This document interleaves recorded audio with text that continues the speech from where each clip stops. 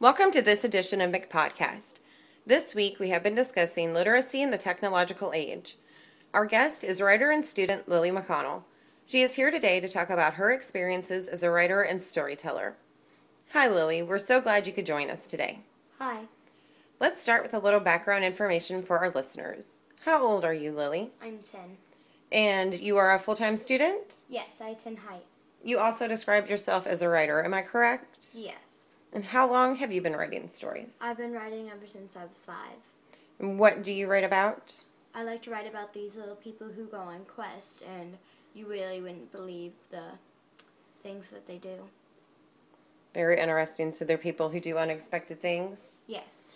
So you consider yourself a storyteller. Yes. And when did you first get involved in storytelling? Was it at the same time you learned to read and write?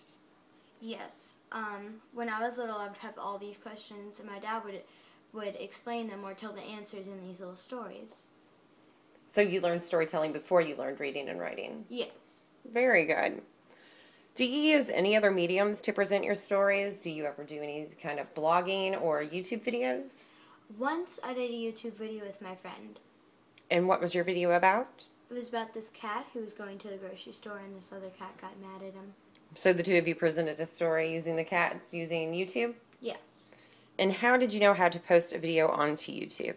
My friend's mom showed us. Your friend's mom showed you, so this was not something you had learned in school? Yes. Okay. Now, you said you have posted on YouTube. What about Facebook or Twitter? Do you use any of those mediums for your writing?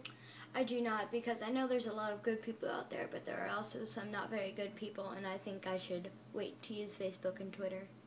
I think that is a very good idea. How about email or texting? Do you use any of those in your everyday life? I email. You do. And who do you email with? I email with my mom, my dad, and some of my friends. Do you ever email story ideas between friends or your parents? Sometimes I'll, say, oh, I've got this idea of a book that I think I may write, and, send that to someone. And then they respond to you. Does that help you with your ideas? Yes. And it helps you decide what stories you're going to write? Yes, I use normal everyday life and stuff that I see and kind of just all put it together. Very good. What about e-readers? Do you ever read your books on like a tablet, or do you just use regular books you still check out from the library? I use both. You use both. Which one do you think you read more, ebooks or regular hard books? Regular hard books. Okay. Now, I have a question for you. It says, one time here, when you were 6, you were interviewed for Student of the Week. One of the questions asked was for you to name your favorite author, and your response was me. Does that still hold true today? Are you still your own favorite author? Well, I am very good, but I also like reading an author named Mary Downing. I think her books are really good.